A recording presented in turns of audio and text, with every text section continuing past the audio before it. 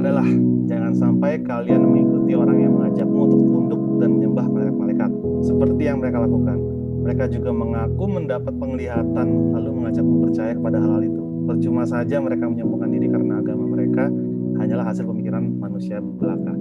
Itu adalah salah satu kutipan ayat yang kita mau baca juga nih hari ini di Kolose 2 ayat 18 terjemahan sederhana Indonesia. Jadi nanti kita akan bahas lebih lanjut lagi. Sebelumnya mau nyapa juga untuk Alvin dan Koben, Shalom. Shalom. Shalom.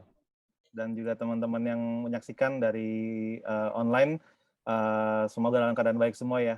Amin. Nah, kita thank you udah terus menyaksikan kita nih. Semoga membawa manfaat juga, bisa membangun teman-teman yang menonton, menyaksikan juga ya. Oke, kita mau langsung masuk di Kolose 2. Boleh, kita langsung Kolose 2. Minggu lalu kita berdua doang, San. Ya. Iya.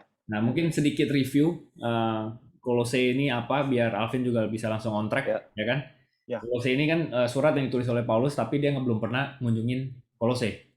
Gitu. Nah, Kolose ini jemaat yang dibangun oleh yang namanya tuh ada di chapter 1 ayat 7, namanya Epaphras. Gitu. Epaphras ini jadi udah pernah dengar pengajarannya Paulus, dia balik ke Kolose, ya dia bangun gitu. Kalau kita pinjam istilah zaman sekarang ya dia bangun gereja namanya jemaat Kolose gitu loh. Ya kan? Yeah. Nah, surat ini ditujukan ke Kolose, artinya mungkin ada sharing, ada pertanyaan dari Epaphras ini, makanya surat ini dikirim ke sana. Ya. Nah, sekarang kita mau baca di chapter 2. Jadi satu topik besar dari Kolose ini adalah bahwa kita itu fokus sama Tuhan Yesus. Gitu. Ya, bukan yang lain-lainnya. Ya. Nah, kita baca nih chapter 2. Gua baca aja dulu, nanti kalian highlight seperti biasa. Oke, pasal 2. Karena aku mau supaya kamu tahu betapa beratnya perjuangan yang kulakukan untuk kamu dan untuk mereka yang di Laodikia dan untuk semuanya yang belum mengenal aku pribadi, supaya hati mereka terhibur dan mereka bersatu dalam kasih, sehingga mereka memperoleh segala kekayaan dan keyakinan pengertian dan mengenal rahasia Allah, yaitu Kristus. Sebab di dalam Dialah tersembunyi segala harta hikmat dan pengetahuan. Hal ini kukatakan supaya jangan ada yang memperdayakan kamu dengan kata-kata yang indah. Sebab meskipun aku sendiri tidak ada di antara kamu, tetapi dalam roh aku bersama-sama dengan kamu dan aku melihat dengan sukacita tertib hidupmu dan keteguhan imanmu dalam Kristus. Oke, perikop yang awal dulu. Silakan. Iya. Paling kalau gue highlight di kekayaan tadi mana ya? Kasih. Bener ya. Tadi ada kekayaan kayaknya ya. Yang kedua ya. Yang kedua, supaya hati mereka terhibur dan mereka bersatu dalam kasih. Oh, segala kekayaan. Ya, kekayaan tadi sempat kalau sekilas kesannya kayak harta ya.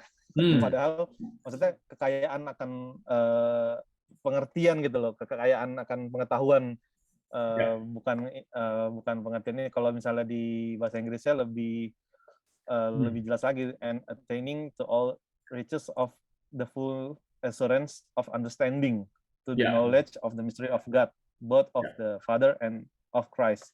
Jadi ya mungkin ini juga apa namanya, dengan baca barang ini jadi kayak ditelaah satu-satu, jadi paham nih, maksudnya dikira tuh memperoleh segala kekayaan duniawi segala macam. Ya, tapi sebenarnya itu satu kalimat ya, gitu. Satu kalimat kekayaan apa tadi? Ya. Kekayaan dan keyakinan pengertian. Iya. Nah. Ya. Betul. Kalau gue dulu yang baca sih nih bisa menyimpang nih kalau dulu nggak ngerti segala kekayaan. Karena begitu kalau kekayaan ya udah langsung tentang harta gitu ya. Iya. Makanya. Terus apa lagi, Vin? Ya gue juga mungkin menyambung tadi yang Irsan bagikan ya.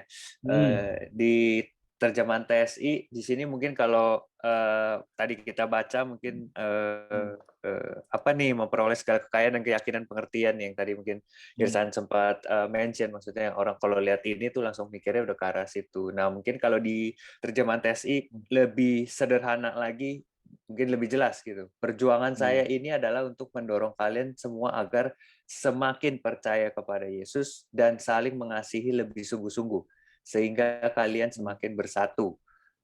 Dan dengan demikian kalian akan lebih mengerti dan yakin bahwa rencana keselamatan yang Allah nyatakan kepada kita adalah berkat yang sangat luar biasa. Inti dari rencana itu adalah untuk memperkenalkan kita semua kepada Raja kita sendiri, Kristus Yesus.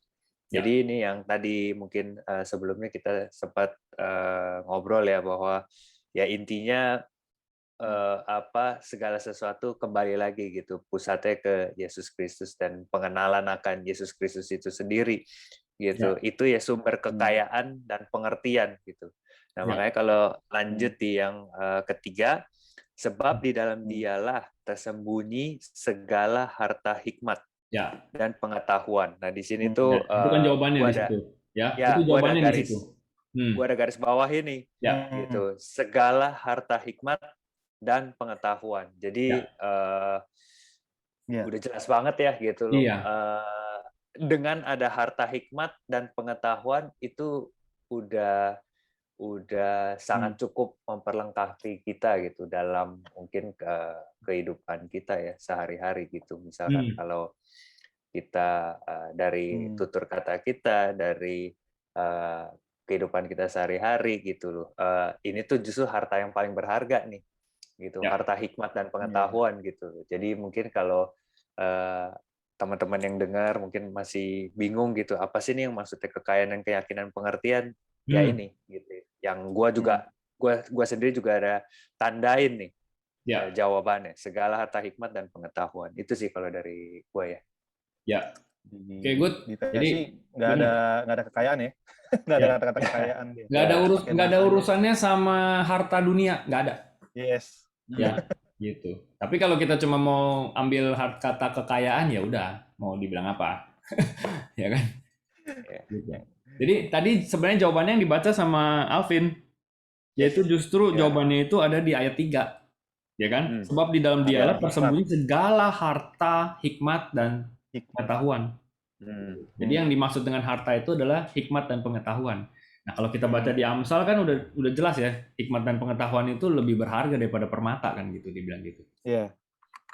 Ya, basically kalau kita punya hikmat dan pengetahuan itu benar, cukup untuk kita tanda kutip menjalani kehidupan ini. Ya. Yes. Oke, itu. Nah, tadi juga ada satu lagi kata mengenal rahasia Allah. Yes. Jadi, tapi dia tulis gini di ayat 2, supaya hati mereka terhibur dan mereka bersatu dalam kasih, sehingga mereka memperoleh segala kekayaan yang tadi kita baca dan keyakinan pengertian dan mengenal rahasia Allah. Jadi ini tadinya rahasia, tapi sekarang udah bukan rahasia lagi karena sudah dinyatakan di dalam Kristus, yaitu Kristus, yaitu Yesus. Jadi puncaknya itu ya ada di Tuhan Yesus. Makanya itu udah bukan rahasia lagi. Semua orang yang mau tahu rahasia Tuhan tinggal lihat dari sosok Tuhan Yesus Kristus. Nah, kita bisa belajar apa? Banyak kan yang kita bisa belajar, metodenya, karakternya, ya kan, sifatnya, ya kan, terus cara-cara dia bagaimana dia berinteraksi dengan orang, ya kan, itu semua ya kita tinggal lihat dari situ. Makanya kita ditulis untuk sempurna dewasa di dalam Kristus, gitu, seperti Kristus, ya. Jadi semuanya tuh udah ada di sana. Oke, lanjut. Cara dia menolak godaan juga kan pas dia puasa 40 hari gitu kan. Itu kan ya itu kalau kita jangan berharap kayak tiba-tiba iblis muncul depan kita terus nawarin kayak ini seluruh kerajaan seluruh dunia, ya nggak seperti itu juga kalau di zaman sekarang mungkin ya. Tapi ya mungkin bisa juga tapi tawaran-tawaran yang yang lain gitu loh, bukan. Itu kan Tuhan Yesus yang diuji gitu. Kalau kita mungkin ya kita dikasih jabatan atau dikasih kekuasaan yang besar yang bisa memerintah tapi dengan cara yang kotor misalnya kan. Nah, itu kan sebenarnya itu godaannya kita di zaman sekarang ini gitu kan. Ya, betul. Nah, kalau sebelumnya belum ada Kristus, ya kita bisa bilang gua nggak tahu sih harusnya gimana gitu. Nah, ini sekarang udah nggak ada alasan karena semuanya sudah terjawab di Kristus. Semua rahasia itu sudah ada di Kristus. Ya.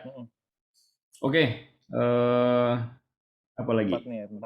Ayat 4, hal ini kukatakan supaya jangan ada yang memperdayakan kamu dengan kata-kata yang indah Nah, memperdayakan itu bahasa Inggrisnya deceive. Deceive itu ya menipu, bohongin. Supaya jangan ada yang bohongin kita pakai kata-kata yang indah. Kata-kata yang indah itu kan enak didengar. Iya. Ya kan enak didengar nih gitu. Jadi kita pikir kalau enak dengar ini udah bener nih gitu. Belum tentu gitu. Makanya dia bilang fokusnya balik lagi ke Kristus gitu. Nah, kalau kita mau tahu Yesus, mau tahu Kristus, ya kita harus baca firman Tuhan kan gitu. Karena untuk bisa mengenal lebih cuman lewat firman-Nya gitu. That's why kita selalu balik lagi, kita selalu bilang cek lagi kebenarannya, balik lagi ke Alkitab. Coba kita baca di Alkitab, benar nggak di Alkitab ditulis seperti itu? Kalau nggak ada di dalam Alkitab, ya uji lagi. Kalau beneran nggak ada, ya itu berarti bukan yang benar, gitu. Ya. Supaya jangan ada yang memperdayakan kamu dengan kata-kata yang indah. Ya. Terus apa lagi? Oke, ini ada sukacita, ada tertib, ada iman. Ya. Di ayat 5. Itu juga salah satu parameter buat kita, ya kan, sebagai jemaat Kristus. Ya, sukacita itu harus ada terus. Ya kan? Kehidupan kita tertib juga harus ada. Ya kan? Dan imannya itu teguh. Gitu. Ya. Iman teguh ini iman kita ditulis ya, kita tidak akan bisa berkenan kepada Tuhan tanpa iman. Ya kan, San? Yang lu juga sempat nanya gitu, gimana orang yang di perjanjian lama nih belum ada Kristus, mereka selamat apa nggak selamatnya gimana? Sebenarnya sama, by faith, ya kan? Tetap iman, by grace through faith, gitu. Ya tetap kasih karunia dari Tuhan kan, tapi tetap dari kitanya yang kita bisa kasih itu dari manusia itu imannya. Nah, imannya percaya kepada Tuhan, ya kan? Percaya kepada Yahweh di zaman perjanjian lama itu. Ya. Jadi kira-kira seperti itu. Jadi sama aja. Nah, itu yang kita bilang bisa baca di Ibrani 11. Kalau nanti teman-teman pengen tahu lebih lagi. Nah, itu banyak tuh tokoh-tokoh perjanjian lama ditulis semua. Itu semua by faith. Karena iman mereka diselamatkan. Ya. Oke, kita lanjut ke perikop berikutnya. Siapa mau baca? Gua baca ya. Oke. Kepenuhan hidup dalam Kristus. Kamu telah menerima Kristus Yesus, Tuhan kita. Karena itu, hendaklah hidupmu tetap di dalam Dia. Hendaklah kamu berakar di dalam Dia dan dibangun di atas Dia. Hendaklah kamu bertambah teguh dalam iman yang telah diajarkan kepadamu. Dan hendaklah hatimu melimpah dengan syukur. Hati-hatilah supaya jangan ada yang menawan kamu dengan filsafatnya yang kosong dan palsu menurut ajaran turun-temurun dan roh-roh dunia, tetapi tidak menurut Kristus. Sebab dalam Dialah berdiam secara jasmania seluruh kepenuhan kealahan. Dan kamu telah dipenuhi di dalam Dia. Dialah kepada semua pemerintah dan penguasa. Kepala. Dalam Dia kamu telah disunat, bukan dengan sunat yang dilakukan oleh manusia, tetapi dengan sunat Kristus, yang terdiri dari penanggalan akan tubuh yang berdosa. Karena dengan Dia kamu dikuburkan dalam baptisan, dan di dalam Dia kamu turut dibangkitkan juga oleh kepercayaanmu kepada kerja kuasa Allah, yang telah membangkitkan Dia dari orang mati. Kamu juga, meskipun dahulu mati oleh pelanggaranmu, dan oleh karena tidak disunat secara lahiriah, telah dihidupkan Allah bersama-sama dengan Dia, sesudah Ia mengampuni segala pelanggaran kita, dengan menghapuskan surat hutang, yang oleh ketentuan-ketentuan hukum mendakwa dan mengancam kita, dan itu ditiadakannya dengan memakukan pada kayu salib. Ia telah melucuti pemerintah-pemerintah dan penguasa-penguasa dan menjadikan mereka tontonan umum dalam kemenangannya atas mereka. Amin. Wah, oke tuh. Apa tuh? Kepenuhan hidup dalam Kristus. Silakan. Yang mana dulu nih? Ayat 6 sama 7 sih nggak boleh dilewatin. Hendaklah berakar dalam bangun atas Dia, hendaklah kamu bertambah teguh dan iman di dalam padamu dan melimpah dengan syukur. Itu selalu kunci ya. Ya, ini gue mau melimpah dengan syukur. Ya, ini gue mau share screen ya, guys. Gue mau share screen. Jadi kan kita selalu bilang ya, kalau mau cari kata asli kita ke Blue Letter Bible, Ini kan Blue Letter Bible. Udah kelihatan? Kelihatan? Yes. Ya. Blue Letter Bible ini kita bisa masuk ke sana, terus kita bisa tahu kata asli yang dipakai itu apa sih sebenarnya artinya. Nah, kadang kalau terjemahan Inggris ke Indonesia ada bobot bahasa yang hilang. Jadi kayak kalau kita pakai bahasa sehari-hari ini kayak kurang nendang jadinya, gitu. Atau enggak malah jadi beda arti, gitu. Tapi kalau kita balik ke kata aslinya, kita jadi punya pengertian yang sempurna tentang apa arti kata yang dipakai. Contoh ya. Contoh yang hari ini mau dibahas tuh di ayat 6 tadi yang kita baca. Kan ditulis bahasa Indonesia, kamu telah menerima Kristus Yesus, Tuhan kita. Ya.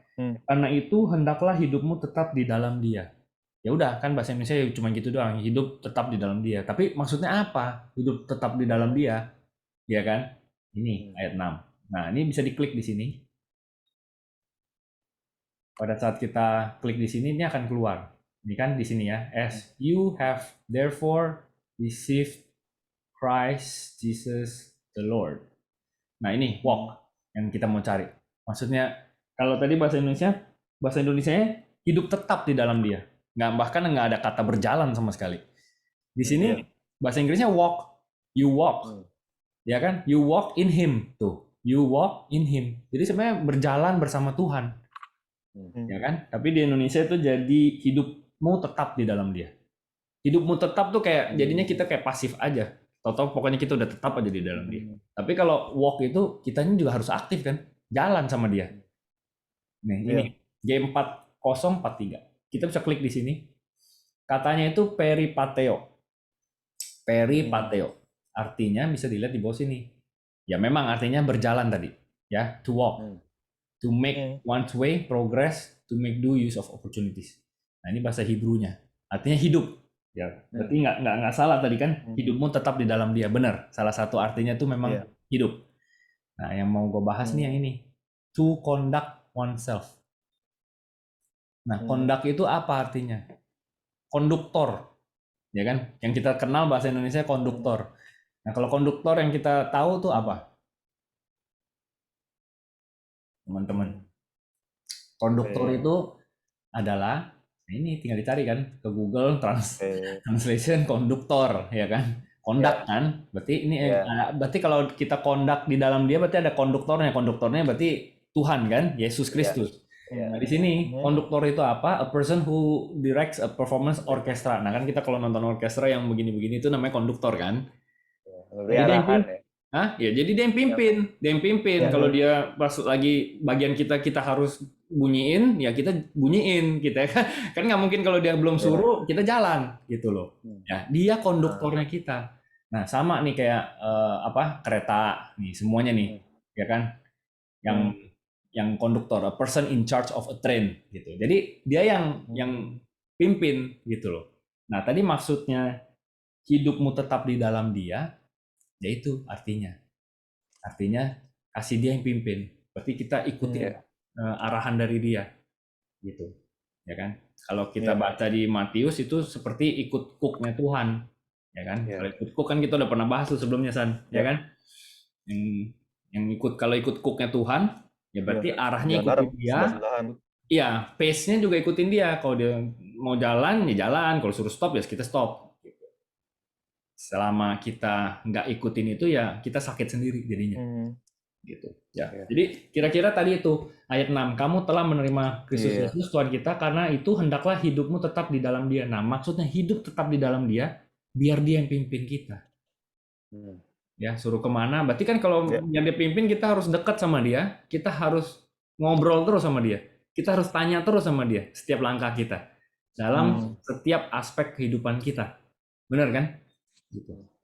Bukan cuman kayak kalau soal parenting baru tanya Tuhan deh, gitu. Atau enggak soal perkawinan baru tanya Tuhan deh, gitu. Tapi enggak, ini semuanya, semua aspek.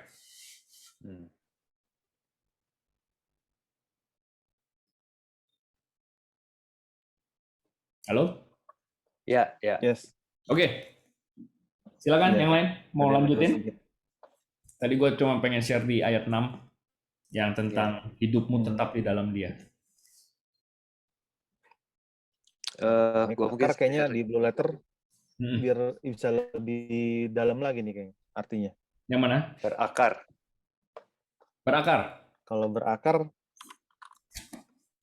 di blue letter dia apa tuh tadi kok? Oke, berakar. Coba ya. Blue letter Bible. Berarti balik lagi ke depan. Mana tadi? Berakar itu ini, Kolose 2 ayat 7 ya, rooted, ya kan? Rooted itu bahasa aslinya rizo, ya kan? Rizo. Ya artinya benar, ini to cause, to strike root, to strengthen with root, ya kan? To fix, establish, cause a person or a thing to be thoroughly grounded. Ya, nah berarti benar-benar berakar di dalam dia kan. Nah kalau namanya akar itu kan berarti harus masuk dong, dalam dong, ke dalam dia dong, ya kan? Nah, dengan kalau akarnya udah kenceng, itu nggak gampang digoyang, bener kan? Gitu. Nah justru kan kalau akarnya sedikit, gampang. Begitu kena angin dikit, langsung udah copot. Tumbang, pohonnya tumbang. Ya tumbang. Gitu. Nah itu dia. Hendaklah kamu berakar di dalam dia dan dibangun di atas dia. Ya. Hendaklah kamu bertambah teguh dalam iman. Itu tadi lagi tuh, iman, ya kan? Berarti kalau udah berakar, imannya makin teguh, ya kan? Yang telah diajarkan padamu, dan hendaklah hatimu melimpah dengan syukur. Syukur. Nah ini penting banget.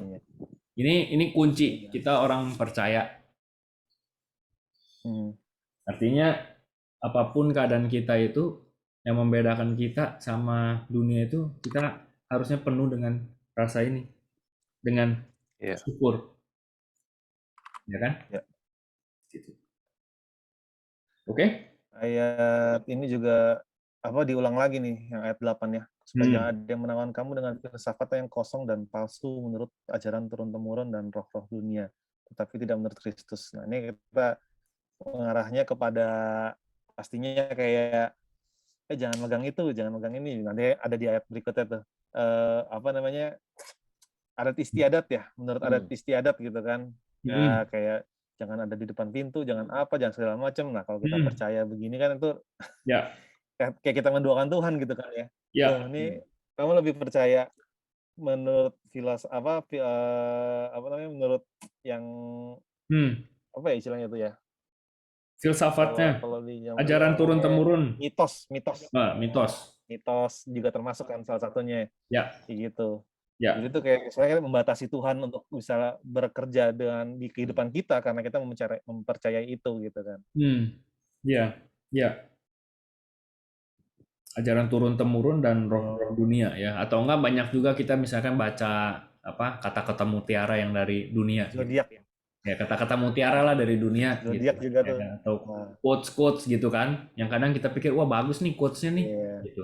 Tapi coba cek lagi quotes-nya ini sesuai nggak dengan kebenaran firman Tuhan? Gitu. Ya kan? Ya kita sebelumnya sering sih bahas ini juga yang sebelumnya misalnya contoh ikutin aja kata hati lu gitu. Nah ini kan yang kita sering dengar nih dari dunia. Ya, kalau hati lu suruh apa lu jalanin aja, yang penting ikutin kata hati lu. Tapi pada saat kita baca firman Tuhan malah hati itu kita mesti hati-hati gitu loh, ya kan? Karena hati kita nih jahat nih gitu loh, licik gitu. Jadi kalau itu harusnya selaras gitu. Kalau itu sebuah kebenaran harusnya selaras. Jadi hati-hati ikutin filosofi dunia tadi, ya kan? Yang dulu gue sering sharing juga yang kata-katanya si Lady Gaga tuh yang gue paling sering pakai contohnya dia, ya kan? Born This Way itu dia jadiin lagunya, Born This Way. Pas lagi kita baca Alkitab, kata Tuhan, you must be born again. Nah, berarti nggak benar nih. Kenapa dia bilang born this way? Berarti kalau born this way ya gue emang udah kayak gini, lu terima aja. Iya. Iya kan? Jadi itu filosofi orang tidak berubah. Iya, filosofi yang salah dari dunia. Ya kan? Atau apa lagi? Misalkan YOLO, ya kan? Buat anak muda YOLO lah, ya kan? You only live once. Ya kan? Makanya lu yang penting happy lah. Nah, ini kan yang sering kita dengar nih. Yang penting happy. Bener nggak kayak gitu? Nah, definisi happy apa? Atau nggak love wins, ya kan? Ya, pokoknya yang penting intinya ada love. Nah, tapi definisi love-nya dunia sama yang di Alkitab nih beda nih. Gitu. Jadi kira-kira Hmm. seperti itu. Ya, YOLO bisa dibikin positif juga sih. Maksudnya ya you only live once, so you better prepare for the eternity ya. ya. Nah, itu Ya. betul. Prepare gitu loh, jangan Ya, jangan habis-habisan gitu loh. Nggak guna. ya Jadi benar. justru Jadi kita hidup cuma sekali, kita harus prepare nih gitu. ya, benar. Jadi yang dijadiin dasarnya itu, yang jadi fokusnya itu Kristus. Makanya bisa jadi mikirnya kayak gitu kan, gitu. Hmm. Apa lagi, Vin? Eh, ini aja sih mungkin yang di-highlight gue yang ke-8 yang hati-hatilah supaya jangan ada yang menawan kamu dengan filsafatnya yang kosong dan palsu menurut ajaran turun-temurun dan roh-roh dunia, tetapi tidak menurut Kristus. Nah ini yang mungkin tadi Irsan juga sempat mention ya, bahwa ya segala sesuatu yang kita terima ini harus diuji lagi gitu. Ya. Gitu. Baik. Tadi juga Koben ada sharing maksudnya di ayat sebelumnya yang kelima kan, di keempat, hal ini kukatakan dengan supaya jangan ada yang memperdayakan kamu dengan kata-kata yang indah. Jadi di sini yang gue dapatkan bahwa apapun harus diuji gitu. Jadi sekalipun orang mungkin mengatakan hal-hal yang menjatuhkan atau bahkan memuji juga dengan kata-kata yang indah, itu semua perlu diuji lagi gitu. Ya. Karena apapun itu harus kita uji apakah ini sudah menurut Kristus apa bukan gitu. Ya. Ya kan? Nah, Ya. itu sih satu yang gua highlight ya. Dan satu lagi mungkin ini yang apa ya? Ini gue kepikiran aja sih pribadi yang ke-12, karena dengan dia kamu dikuburkan dalam baptisan. Dan di dalam dia kamu turut dibangkitkan juga oleh kepercayaanmu kepada kerja kuasa Allah yang telah membangkitkan dia dari orang mati. Ya. Gue kepikiran waktu kalau kita dibaptis gitu, ya kan? Kan kita biasa setelah didoakan kita dicelupin begitu ya, berbaring gitu, lalu kita bangun lagi gitu. Pas waktu baca ini gue pikir, oh ini ternyata nggak ada yang kebetulan gitu loh. Jadi dengan ini udah kayak lebih jelas lagi waktu kita berbaring dicelupkan ke dalam air itu seperti ya ini, dengan dia kamu dikuburkan dalam baptisan. Ya kan? Nah, jadi manusia kita yang lama sudah selesai gitu. Ya. Lalu kita bangkit lagi dengan manusia yang baru gitu. Ya. Oleh kepercayaanmu kepada kerja kuasa Allah gitu yang telah dibangkitkan dari orang mati gitu. Jadi kayak manusia lama kita udah dikuburkan sudah mati, kita bangkit dari orang manusia lama kita gitu. Nah, ini gue kepikiran aja sih waktu kalau kita dibaptis kan biasanya begitu ya. Ya. Gitu. Ya, benar itu. Ya. Benar itu seperti itu. Ya, jadi baptisan itu kayak lambang aja ya, simbolize bahwa yang kita yang lama udah mati gitu. Nah, kita yang lama itu kedagingan. Benar kan? Pada saat kita lahir baru ya, born again, itu manusia baru. Manusia di dalam roh sebenarnya. Ya kan?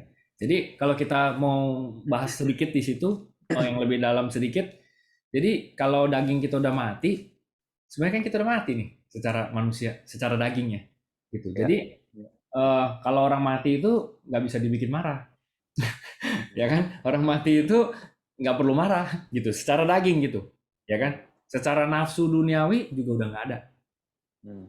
Ya, tapi ya itu nggak semudah yang kita omongin di sini. Itu kita perlu put effort lah ya, gitu. Kita perlu put effort gitu, karena kita tahu bahwa kita ini udah lahir baru. Karena kita masih tetap ada di dalam tubuh kan, masih ada di dalam daging. Tapi kita jadi sadar nih pada saat kita ada yang mau narik kita secara kedagingan, kita jadi kayak udah lebih gimana gitu loh. Karena kita tahu kita ini udah lahir baru gitu. Jadi kedagingannya harus dimatikan. Nah, itu berhubungan dengan yang tadi yang dibaca sama Alvin. Oke. Apa lagi? Ayat 14 ada nih, mungkin dibilangkan dengan menghapuskan surat hutang yang oleh ketentuan-ketentuan hukum mendakwa dan mengancam kita, dan itu ditiadakannya dengan melakukannya pada kayu salib. Ada referensi ayatnya di Efesus 2 ayat 15. Jadi di sini gue baca, sebab dengan matinya sebagai manusia ia telah membatalkan hukum Taurat dengan segala perintah dan ketentuannya. Ya. untuk menciptakan keduanya menjadi satu manusia baru di dalam dirinya. Ya. Dan dengan itu mengadakan damai sejahtera dan untuk memperdamaikan keduanya. Hmm. Antara kita dan Allah ya berarti ya. Ya. Di dalam satu tubuh dengan Allah oleh salib dengan melenyapkan perseteruan pada salib itu.